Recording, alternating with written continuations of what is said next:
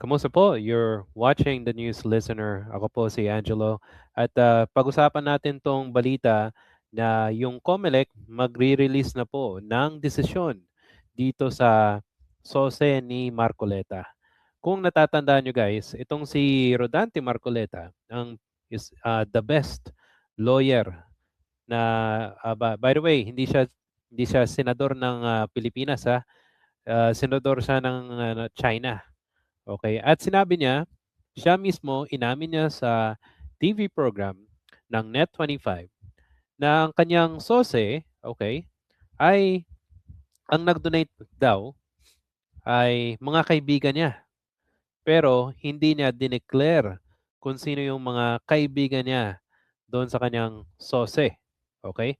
Kasi kailangan mong i-declare kung kanino nanggaling yung pera na para sa campaign mo noong 2025 election. Okay? So panoorin natin tong news galing sa sa DZMM, and then later on ipapakita ko sa inyo yung mga posibleng mangyari. Okay? At paano siya naging issue. Okay? So let's watch this. Ibinatay ni Marcoleta ang kanyang depensa sa Peñera Doctrine na nagsasabing naging kandidato lamang si Marcoleta sa pagsimula ng campaign period at iginiit na natanggap niya ang campaign donations bago pa siya opisyal na ideklarang kandidato.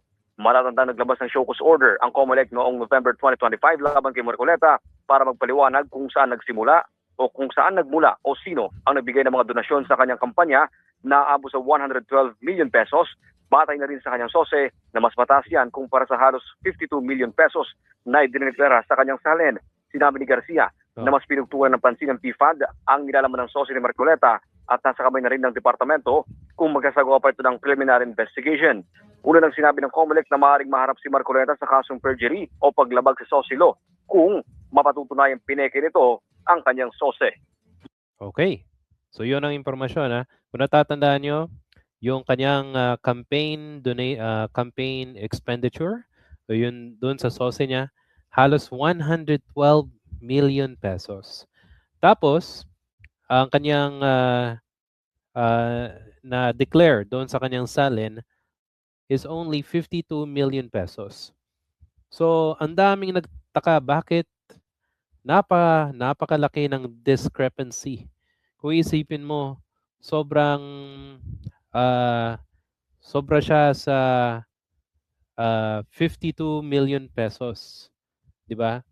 So magtataka talaga eh kasi paano niya 'to nakuha, sinong nagbigay sa kanya at 'di ba kung hindi mo dineclare yung yung mga donations merong kaukalang kaso o penalties. Okay? So, punta tayo papakita ko sa inyo muna. Inamin kasi ni Marcoleta to sa Net25. Para at least alam nyo guys, para alam nyo na hindi to gawa-gawa. Okay? So, punta tayo sa Facebook. Ito, pakita ko sa inyo let's watch this. Okay. Ang marami po sa inyo ay nasa harap po ngayon. Nelson, alam mo, mga kaibigan ko, nagbigay sa akin talaga. Alam mo, pakiusap lang nila. Isa lang. Tanggapin mo ang tulong namin sa'yo. Okay. Congressman ako noon Kong, kami po ay naniniwala na karapat dapat kang makarating sa Senado. Tanggapin mo ang lagang to. Marami sila. Isa lang ang kanilang pakiusap sa akin. Ano po yun? Sana wag mo na kaming i-disclose ang identity. Sa napakaraming mga reasons. Maaaring halimbawa, yung kumpanya niya ay baka makita ng administrasyon. No? Tinulungan mo si baka ipitin. O kaya naman nagtatrabaho sa gobyerno, mataas na katungkulan. Kasi may mga kaibigan naman ako talaga. Pero pwede ba yun, San? Na hindi mo i-disclose? Kaya nga, pakinggan mo muna. Yeah. Tinanong siya ng kaibigan niya diyan na pwede ba 'yun? Pero definitely hindi dapat Hindi 'yun pwede, dapat i-disclose mo. Tapos mayabang ba siya na Sabi ng kaibigan ko, hindi daw dapat i-disclose eh. Oh. Oh, inamin mo mismo na gumawa ka ng kabalbalan, violation. Oh, sige, continue. Ako, nililid down ko yung predicate okay. Di ba? Excited ka talaga Excited ako kasi nakapuntos na Okay, ito lang ang kanilang pakiusap. Kasi nga kailangan igalang mo yung kanilang pakiusap. Tinulungan ka eh. Nagtiwala sa iyo. Gusto kanilang manalo. Karapat dapat ka sa Senado. Okay. Ang pakiusap ko lang, halos ganun na sarili. Huwag mo nang disclose ang identity ko. Okay. Okay. Pero talagang tinulungan nila ako. Iba't ibang mga kaparaanan, iba-ibang ganito, iba-ibang halaga, ibang ganyan. Ngayon, kapag ka naglagay ako ng figure sa contribution, mapipilitan akong mag-disclose ng pangalan nila. Alam mo kung bakit? Merong kaakibat na kung tawagin ay deed of acceptance of donation. Nakalimutan po nila na napakarami kong kaibigan. Okay, wait. Okay, so yun ayon sa kanyang bibig, inamin niya mismo na dinisclose, merong nag-donate sa kanyang mga kaibigan sa iba't ibang larangan sa gobyerno o sa mga korporasyon. Ang pakiusap daw ay hindi daw i-disclose, baka ipitin. So dito pa lang mismo, inamin niya na hindi niya gustong ilabas yung mga tao na nag-donate sa kanya kasi kailangan ayon mo mismo sa SOSE, sa Omnibus Election Code, na dapat kailangan mo ilabas yung mga pangalan ng tao na nag-donate sa iyo. Tapos, siya mismo inamin niya. So dito pa lang, admission na yan eh. At dapat dito pa lang, nagdesisyon na dapat yung COMELEC na tanggalin na to si Marcoleta. Kumbaga, huli na sa bibig. Nasa batas nila sa Omnibus Election Code na dapat kung merong kasalanan, i-file ng perjury tsaka i-disqualify. Siya na mismo nagsabi Now, ito yung argumento ni Marcoleta. Punta tayo sa Gemini. Pakita ko sa inyo guys. So ayon sa report doon sa DZMM na yung depensa ni Marcoleta is yung the Peñara Doctrine na nagsasabi yung desisyon ng 2009 Supreme Court ruling Peñara versus COMELEC na yung kanyang na-receive daw ay before the official start of the campaign period. So, kumbaga, hindi niya dinisclose pero nilagay niya doon sa kanyang SOSE. So, kumbaga, yung may conflict Kung titignan mo, kung ito yung argumento niya, kung ilalagay niya sa before the campaign start, sana hindi niya nilagay. 'Di ba?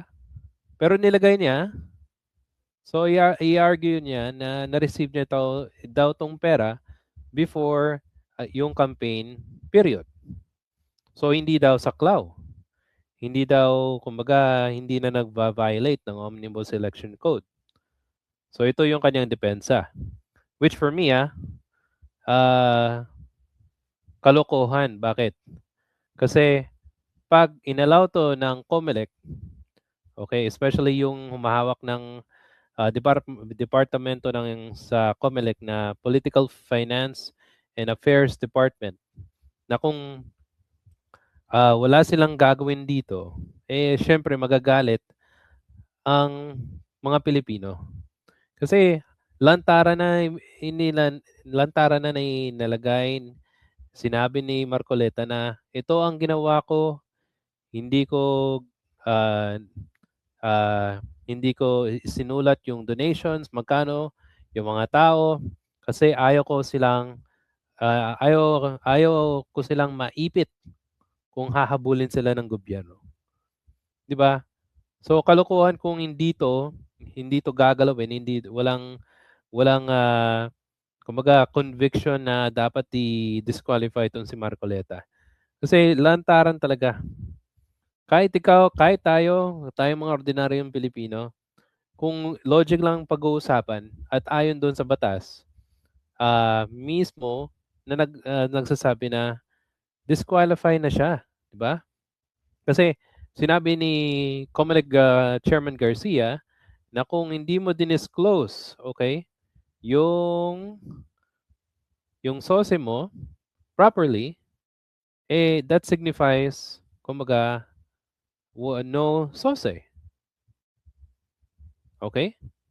So that's unlawfully. Dapat ma-disqualify siya. Now, ang problema natin is itong departamento na to, kung natatandaan nyo yung kaso ni Chis Escudero, sila rin yung nag-dismiss yung final ruling nila na klarong-klaro na yung may-ari ng Centerways, ito pakita, kung nakikita nyo dito, Centerways na si Lubiano, Lawrence Lubiano, siya ang may-ari, 99% ng shares ay sa kanya doon sa company na yon.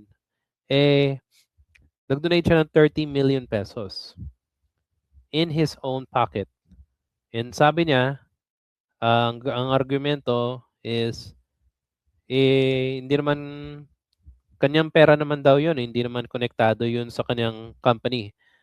So, kanino ba o saan ba kinukuha ng pera, yung pera? Saan kinukuha ni Lubiano yung pera? Di ba sa kanyang company? Doon pa lang, nagdesisyon sila na dismiss kasi hindi daw kumbaga walang conflict. Pero ayon mismo sa Omnibus Election Code na any person, indirect or direct, na merong kontrata sa gobyerno, they are prohibited prohibited na hindi mag-donate sa any candidate sa election. So, para sa akin, meron tayong nakikita na posibleng hindi walang gawin nitong COMELEC na department na to.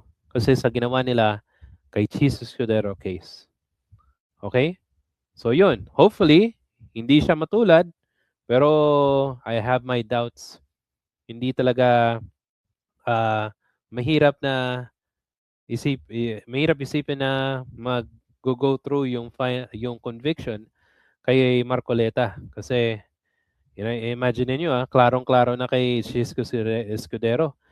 Tapos, wala din, dismissed din. Oh, okay? So guys, yun na po yung ating discussion dito sa SOSE issue kay Marcoleta. So by next week, malalaman natin kung anong desisyon ng COMELEC. Ano sa tingin nyo? Madi-dismiss ba to or may perjury? Or madi-dismiss office, by the way? Or hindi makakasuhan itong si Marcoleta? So pakilagay lang po sa ating comment section. At if nagustuhan niyo po ito, please hit the like and subscribe button. Salamat po. And I'll see you sa susunod na video. Thank you.